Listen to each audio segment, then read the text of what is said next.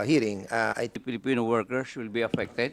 Yes, Your Honor. We have submitted our position on the data and other DOLE's programs.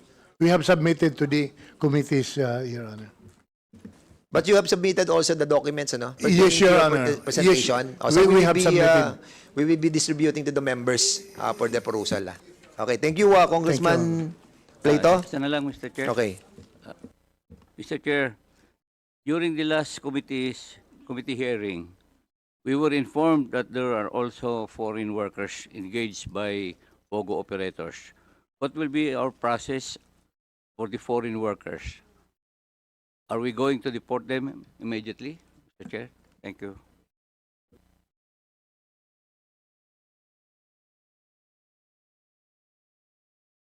Insofar as foreign nationals are concerned, I think there is a program of the Bureau of Immigration to deport them immediately after the cancellation of their operation. Our concern is more on the Filipinos who will be displaced by the operation of the POGOs. Not the foreign nationals, Your Honor.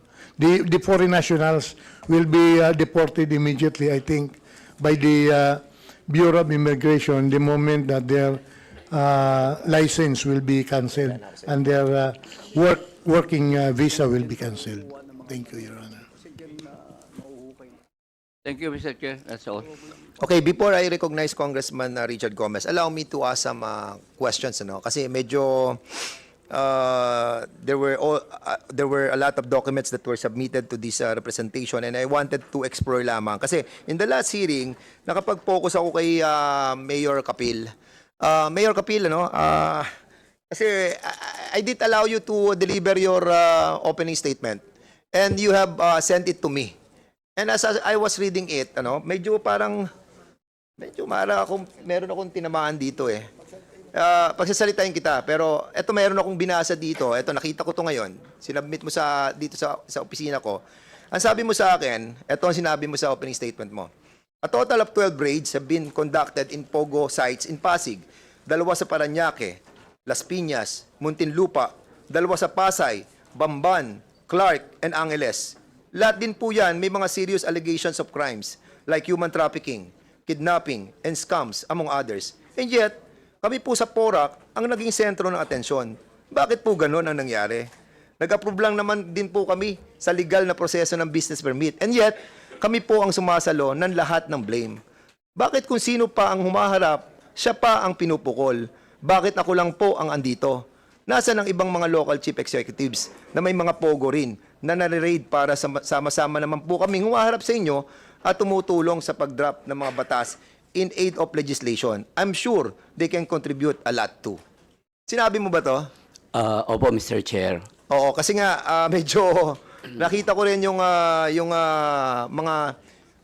timeline of key events that you have submitted to us. And during the hearing last time, I wasn't able to read this. And during the submission yesterday of these documents, I read. Yes, Mr. Chair. May tatanong ako sa iyo. Opo. Okay? Para medyo lumiwanag yung kaisipan ko sa mga bagay na inaipukul ko sa iyo noong nakaraang hearing. Kailan ka naupo bilang mayor ng PORAC?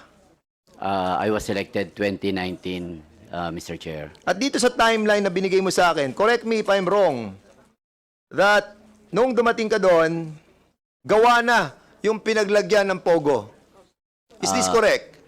Yes, Mr. Chair. Bari, hindi lang nai-apply noon ng building permit at occupancy, pero gawa na po yung Thai court noon. So in other words, nung dumating ka noong 2019, yung building ng IGL or kaya POGO, nakatayo na. Nakatayo na po. At humingi sila sa iyo ng tinatawag na business permit and building permit.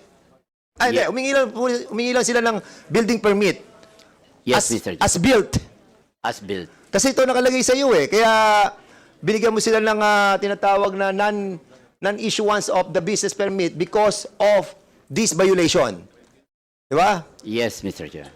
So in other words, sino nag-approve nung pagpapatayo ng building na dinatnan mo na? Although hindi po pina-approve nung last administration, na datnan ko na at pina-approve na po ng Whirlwind Corporation sa amin yan. Pero makikita naman po sa timeline namin na kompleto po sila ng requirements, and 2019 naman talagang legal po ang POGO, kaya we approve, Mr. Chair. Yung from the time na nag-apply sila ng lono from our Sangguniang Bayan, and the permit, the mayor's permit. But would you agree Mr. with me, Congressman, Mayor, that the right procedure after the issuance of no business permit, ano siya business permit noong January 2024, hindi ka na nag-issue ng business Yes, permit, di ba? Your Honor. So, closure talaga ang dapat noon di ba? But hindi mo talaga siya pinadlock? Alam mo, yun lang ang medyo, nakita ko yung mga sequence of events dito and I would agree with you, no? Para bang sinasabi ko na talaga nang dumating ka, nakatayo na Nakatayo Yes. na. This was conceptualized before you were elected. Sino mayor during that time? Yung pinalitan ko po, si Mayor Carling de la Cruz. So sila nag-conceptualize ng pagtatayo ng Pogo doon. And even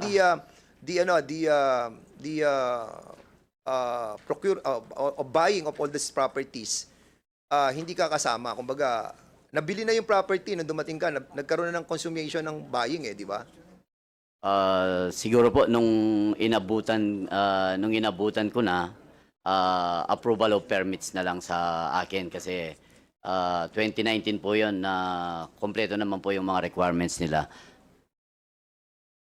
Okay, so in other words, hindi mo siya pinadlock no? Nung 2024 na makita mo yung mga violations. Apo, meron po kasing proseso on padlocking, Mr. Chair. So ano yung mga proseso ng pag-padlock? Based po syempre, I asked also my lawyers, yung padlocking daw po kung halimbawa restaurant, dahil merong na poison o na nakakain ng masama doon, pwede mo siyang i-padlock. Pero in this case po, sila lang kasi doon, at hindi naman sila nakaka-cause from outside ng any Pero alam mo, Mayor Kapil, no? Kapag walang business permit yan, talaga dapat i-padlock mo yan. Yun ang procedure talaga dyan after writing them a letter. There must be a reason behind why you did not padlock. There was a reason behind. It's either, hindi ko alam kasi alam mo, sa totoo lang, Mayor Kapil, ang daming allegations sa'yo, ang dami. And, yung may nakita, you have to explain this, no? And I know you can. I know you can. As a matter of fact, I am giving you the benefit of the doubt. You need to explain yourself rightly. You know why? Because ikaw nadidiin dito Being the mayor of the municipality of Porac, lahat sa yung babaksak yan. Bakit? Ikaw nag-i-issue ng lahat Di ba? And if there are some clandestine or sinister na mga whispering on the different sides, still at the end of the day, ikaw pa rin ang magdidesisyon. Correct? Yes, Mr. Chair. Pakita natin Opo. ngayon. Ayan, katulad. Mr. Chair, Yes. yun po yung sinasabi ng isang vlogger na sa akin daw po yung dalawang condo unit na yan. Diba na, bago ka magsalita, ako, I'm being fair here, Being the chairman of the Committee on Public Order, hindi kasi kami basta-basta naniniwala kapag walang ebidensya. What I delivered in the last hearing is based on the procedure of a local executive on doing his job, on not issuing the business permit. And you haven't done the the right job in closing that premises. But in here, may pinadala. At meron ka din pinadala. And I want to clear your name, no, in here, no? Kasi sinasabi dito, ikaw may-ari nito. Itong condominium na ito na sinasabi ng mga vlog na ikaw may-ari.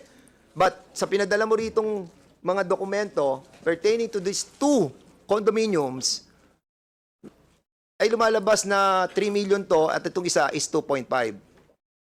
Do you own this place? I categorically deny that, Mr. Chair. Yan po, chinyek namin sa BPLO namin. May application naman ng permit.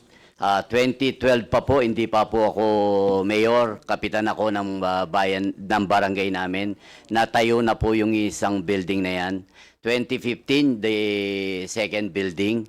Kaya ang sinasabi niya po, etong mayor ako, doon ko tinayo yan. Kaya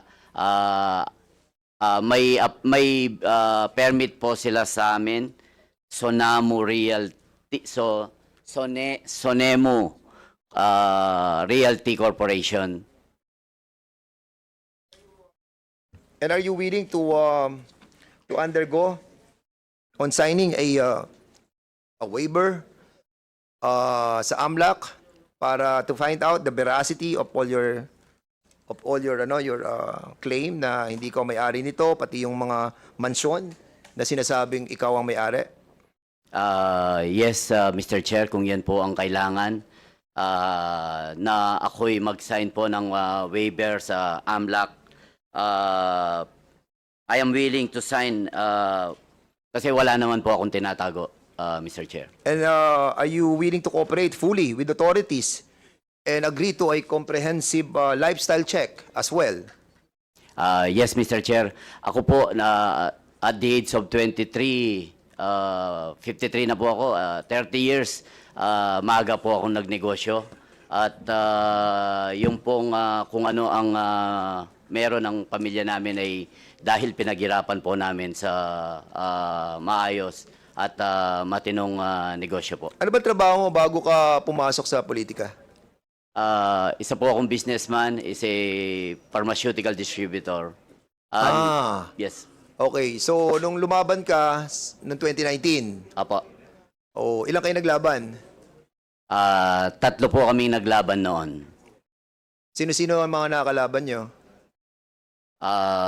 The former governor, Mark Lapid, and the incumbent. Nakalaban mo si Mark? Yes, Your Honor. Nagkalaban kayo sa politika? Opo, pero kaibigan ko po siya ngayon. Sila ngayon. Sa politika lang po. So, sino isang nakalaban nyo pa? Incumbent, 3-term vice mayor kasi mayor, yung pong incumbent mayor, tapos na po yung term niya. Your Is it Honor. true, Mayor Capil, that kasi nabalitaan ko lang po to, na yung inyo pong Pogo, walang access sa Porac? Kumbaga, ang daan ay pupunta ka pa ng Angeles para makapasok ka doon sa Pogo. Is it true? Totoo po yan, Your Honor. Why? Kung mapapasyal po kayo sa aming bayan, talagang kakaiba ang aming Pogos. Siguro sa buong Pilipinas po. Kasi wala kami talagang entry-exit sa Porac. Iikot ka pa ng Angeles. Kaya sa totoo lang po, ang aming mga kababayan, hindi man pansin ng Pogo dahil, pero siyempre, hindi ko naman po hindi talagang territorial jurisdiction po ng Porac. Pero ang entry exit niya po talaga is Angeles, Your Honor. So, Mr. Chair, in relation to what you're saying, alam mo, bago kita i-recognize, Congressman Abante, medyo parang nababago ang pananaw ko sa ihip ng hangin. Ano? At, well, anyway, it is for my own appreciation, no? But later on, I'll be asking the members for a, siguro, mag-usap-usap muna po tayo. Sige, Congressman Abante, ikaw muna. gusto ko lang ho malaman kung yung municipality ng Porac, kung ano pong class yun. First class municipality po First kami. class municipality daw. First class municipality po, okay. Siguro dahil pharmaceutical, ang suggestion ko na lang, Mr. Chair, dahil pharmaceutical yung trabaho ni Mayor, gawin na lang niyang hospital.